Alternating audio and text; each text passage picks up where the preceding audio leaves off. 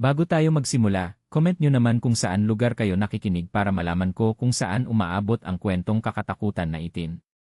Pahit na rin po yung like and subscribe kasinda. Maraming salamat po. Ang kwentong ito ay tungkol sa doktor sa Sitio Madlum. Sa liblib na Sitio Madlum, kilala ang maliit na klinika sa gilid ng bukirin.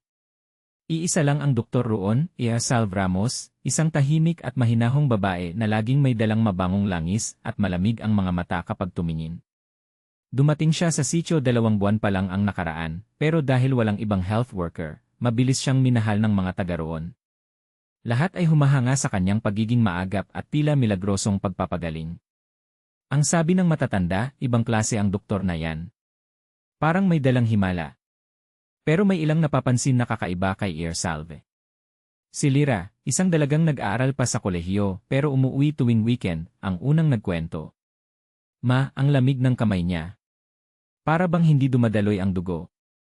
Ngunit sinabihan lang siya ng ina, pagod lang siguro. Huwag ka na mag-isip ng masama.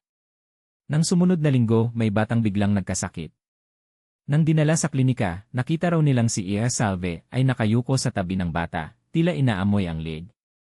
Nang magtanong sila, ngumiti lang siya. Ina-assess ko lang ang David nodes, sabi niya. Ngunit napansin nilang may kumikislap sa dila niya, parang mahaba at matulis sa dulo. Pinagkibit-balikat na lang nila yon. Sino ba naman sila para pagdudahan ang tanging doktor ng sitio? Isang gabi, malakas ang ulan at halos mawalan ng kuryente sa buong lugar. Matutulog na si Lyra nang may marinig siyang katok. Mahina. Paulit-ulit. Tok tok tok. Lyra. Ipagpaumanhin mo ang istorbo, kailangan ko ng tulong. Boses ni Salve. Nang buksan niya ang pinto, basa sa ulan ang doktor, pero ang damit nito ay malinis, walang bahid ng putik. Tila hindi man lang naapektuhan ng bagyo. May sakit, sabi nito. Kailangan ko ng assistant ngayong gabi. Wala ang nanay mo, di ba? Napalunok si Lyra. Totoo, nasa kabilang baryo ang mga magulang niya. Ngunit may kung anong malamig na pakiramdam ang gumapang sa kanyang batok. Pwede pong bukas na lang. Ngumiti si Salve. Malawak. Masyadong malawak. Ngayon, Lyra.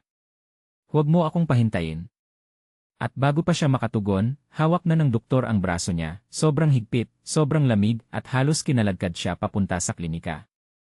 Pagdating nila, napansin agad ni Lyra na walang ilaw, pero may kakaibang liwanag na nagmumula sa loob, mapusyaw na pula, parang nagmumula sa kandilang may dugo. Diyan ka muna, utos ng doktor, sabay turo sa isang lumang upuan. May aayusin lang ako. Habang nakaupo, napansin ni Lyra ang mga garapon sa estante. Hindi iyon mga normal na gamot. May lamang pira-pirasong laman loob, maliliit na buto, at parang mga piraso ng balat ng tao. Ang iba ay gumagalaw kahit nakasara. Nanlamig ang buong katawan niya. Doktoran. Ngunit hindi siya pinakinggan. Nang bumalik si Salve, may dala siyang bandehado na may inaagosang pulang likido. At doon, tumambad kay Lyra ang isang bagay na hindi niya malilimutan habang buhay, isang pusong tumitibok pa, nakapatong sa tray. Para sa pasyente, nanginginig niyang tanong. Ngumiti ang doktor. Hindi, Lyra. Para sa akin. At unti-unti siyang nagbago. Ang mga mata niya ay lumaki at lumiwanag na dilaw. Ang balat niya ay nagsimulang pumutok at lumitaw ang maiitim na balahibo. Ang dila niya ay humaba, napakahaba, at tumalsik papunta sa pusong nasa bandehado. Sa isang iglap, nilamon niya ito. At doon na napatili si Lyra. Masyado kang mausisa, Lyra, sabi ng aswang na doktor habang lumalapit. Matagal ko nang inaantay ang gabi na ito.